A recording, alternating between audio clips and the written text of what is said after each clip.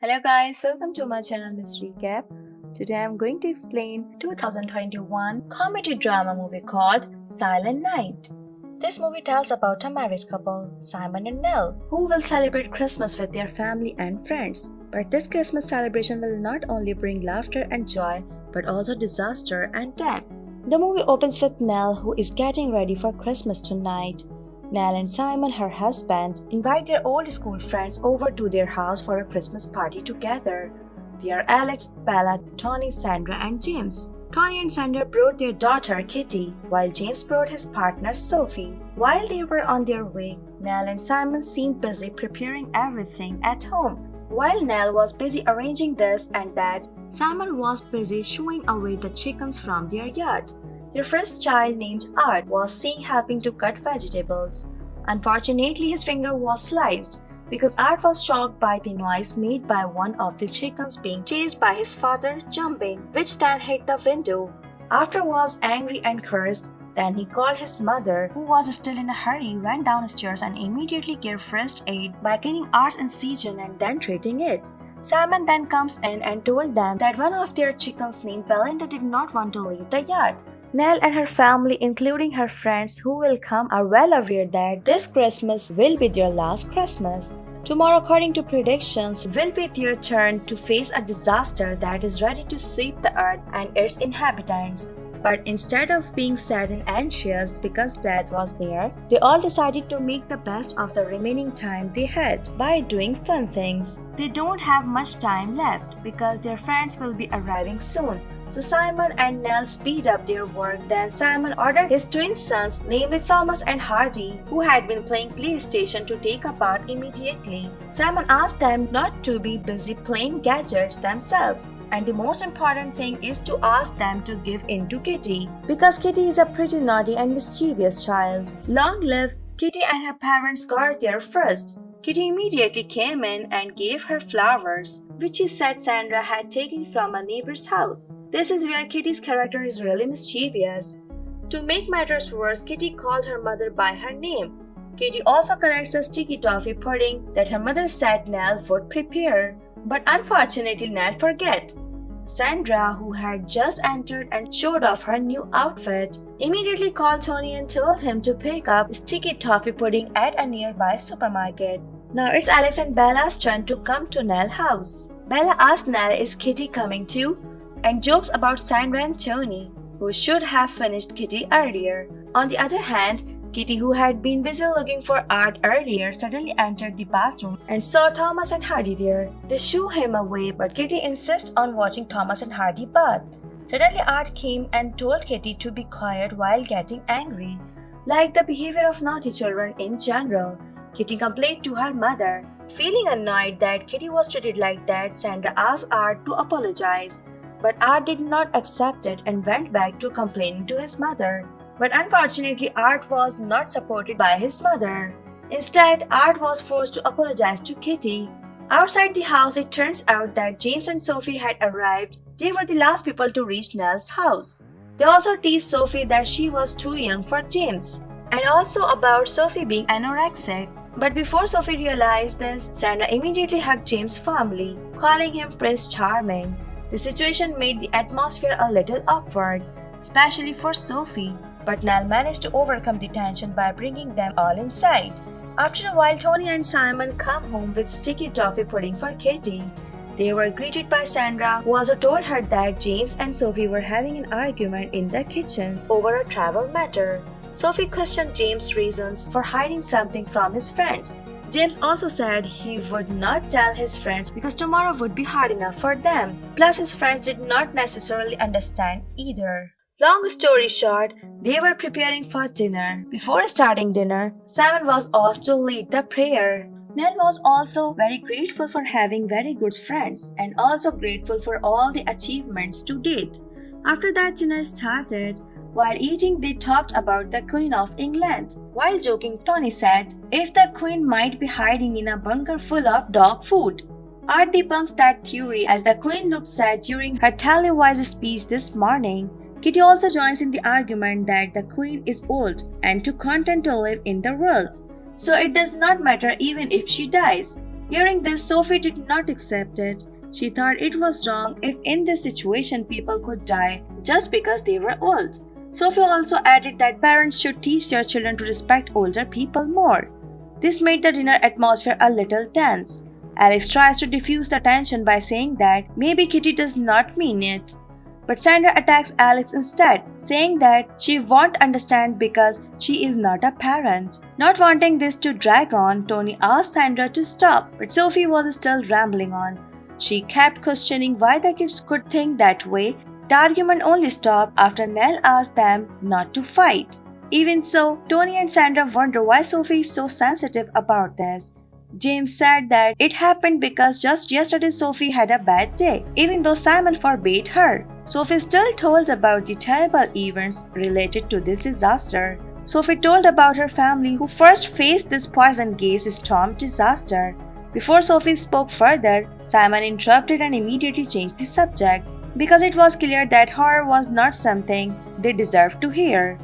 Simon also asked everyone to raise their glasses as a tribute to Nell, who had prepared everything. But Sophie still interrupted the conversation, saying that parents had to be honest with their children. Art denied it and told his mother he was not lying because he had seen the news live on television. Then Kitty suddenly stated about the conspiracy theory that all of this was the work of the Russian state.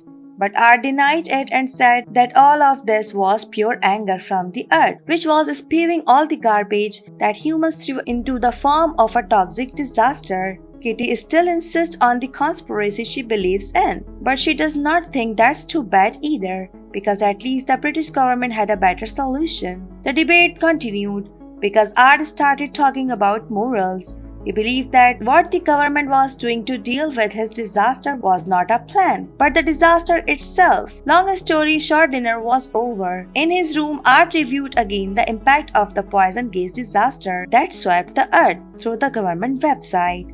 On the website, the government provides a way out, namely by taking a pill called an exit pill, which can kill painlessly. These pills are the same pills his family and friends take the next morning. Meanwhile, Nell and Sandra explained to the children why they had to stick together.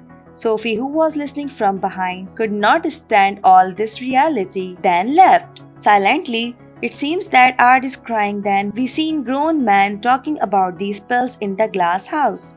James had already gotten his pills from the hospital, as he was also a doctor. They would all take these pills in the morning, before the poison gas storm passed their house. But the problem now is that Sophie is pregnant and she has decided not to take the pill because it's technically like killing her own child. Tony replied that it was an entirely different matter. In his opinion, there was no other way to escape this poison gas storm. James also believed the same thing, but he could not do anything because Sophie's decision was unanimous. In the end, Simon asked James to make sure Sophie did not influence the kids because they would not understand. After that, it was the gift opening event where Kitty got a doll from her father. Kitty was very happy to get this gift, then hugged her father. Art told all his grievances to his father. He said it was stupid to give children toys they could not even play with. Art then questioned the fate of people who were not given the pill, such as the homeless and illegal immigrants who are not legally allowed in England. Art really wants to help them, but Simon says it will be useless. We had better think about our own fate.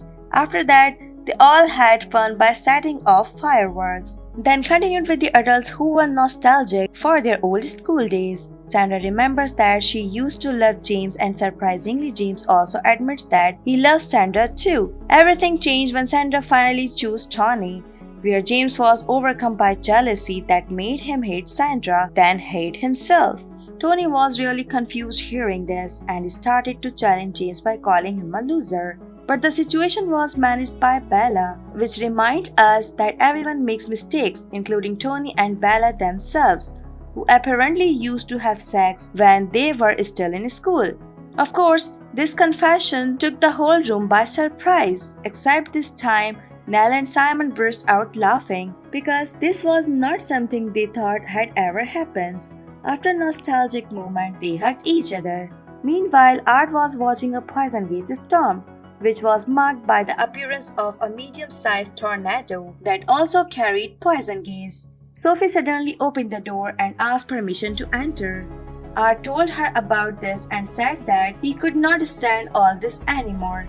But Simon enters and tells Art to call Grandma. Meanwhile, Sandra is talking with Bella. Sandra is scared and starts doubting the government with saving actions for its residents. Likewise with Bella, who from the beginning did not believe in the government. Bella accepted the pill because even if she survived, she did not want to live in a post-apocalyptic world.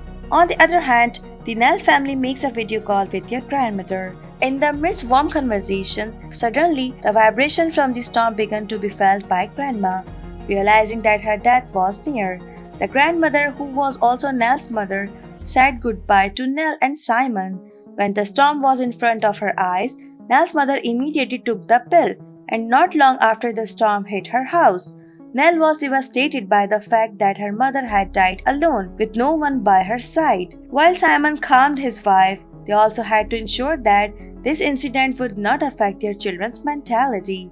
Then Art went to James and Sophie's room to tell him that he was not going to take the exit pill. James then explained to Art about pain, but he argued that he was not afraid of pain and stuck to his decision not to take the pills. James intended to report this to Simon and Nell, but Sophie prevented him. Art then expressed his suspicions to the government and scientists. He argued that maybe scientists made mistakes. He was also concerned about people who died in a state of suffering. But according to James, life is not fair. Not everyone can be helped. But Art silenced James, saying that a doctor should be able to help people. Next is the appearance of a poison gas storm, which turns out to be unknowingly approaching the house. Art, who was still in Sophie's room, then said that no one should give up. Sophie then told Art that she was pregnant and would not take the pills. When Nell came in looking for Art, she immediately told her mother that she would not be taking the pills and would be accompanying Sophie beside her. Knowing this, Nell was surprised. Then Nell called Simon to remind her son, but it was useless. Art still insisted on his decision not to take the pills. Art then gave the idea to close the windows, build barricades, and wait for the storm to pass. However, Nell said that the poison would spread through the air, whatever it was, and anyone would be killed by the poison gas. Nell reassured Art that he and Simon had thought of many possibilities, but the results remained the same. All of this had to be done for the sake of the family. But Art ran away from home because logically his family should not have forced him to die. While Simon chased after Art, Nell began to sense something was wrong with the clouds above. In his escape, Art found a car parked on the side of the road. When Art approached the car, at the same time a tornado appeared from behind. In the car, Art found that everyone was dead, including a baby who made Art cry so hard. Simon, who heard Art's scream, immediately ran to the source of the sound and witnessed firsthand what his son saw. Sensing that a storm was approaching, Simon immediately brought Art back home. Arriving at home, Simon asked the children to go into their respective rooms. Seeing that Simon looked shocked, Sophie and James tried to help by bringing Art upstairs. When they left Art for a while, here Art started having seizures. Meanwhile, downstairs, Simon informs everyone of what he saw earlier.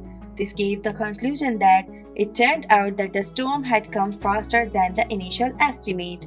Realizing that death was near, James felt it was time to take an exit pill. Eventually, they let each other go and went to their respective families. Simon then entered the room and told his wife and children that the time had come. From here, everything went together, James signaling Sophie that a storm was approaching. James then took an exit pill from his coat pocket and made sure of one thing, that he would only take the pill if Sophie also took it, and vice versa. In the end, surprisingly, Sophie decided to take the pills with James, while Bella found that Alex was still drunk and did not wake up. Because there was not enough time to wait for Alex to wake up, Bella immediately took the exit pill and drank it to Alex as well. But after that, Alex woke up and threw up the pills because she did not have any spare pills. Bella was forced to stab Alex with a knife until he was covered in blood. Moments later, the effects of the pill started working in Bella's body and she died. while Alex he caught up with Bella and died from blood loss. On the other hand, Tony and Sandra, they and Kitty had taken the pills and were lying on the bed. However, they woke up again, having forgotten to say goodbye to the Simon family. Kitty also forgot about her doll and immediately went to get it. But unluckily for Tony and Sandra, the pill started to take effect. After Kitty returned to the room, Tony and Sandra were already dead. Kitty went straight back to bed and hugged her mother until death picked her up. Finally, they are Simon and Nell, where Simon seems bothered by his twins' request for Coca-Cola. But in the end, everything is in order and the pills are ready to be taken. Simon then gave the twins a pill each, then gave one to Art, but Art did not seem to respond. Only then did they realize that Art had been contaminated with poison gas and was bleeding from his eyes, nose and ears, witnessing the effect of the poison gas firsthand. They all immediately rushed to take their pills. After that, they lay down together on the bed. They make sure who died first by continuing to express affection to each, until finally no more sounds was heard. They died just before the storm passed their house. The next morning it was snowing outside, not as dire as one might imagine. In fact, the situation inside the house was much more tragic. Everyone in the house was pale and lifeless, including the Simon and Nell families. But suddenly, Art's eyes opened, indicating that Art was still alive. The movie ends here. Thanks for watching. If you like it, so please don't forget to subscribe my channel.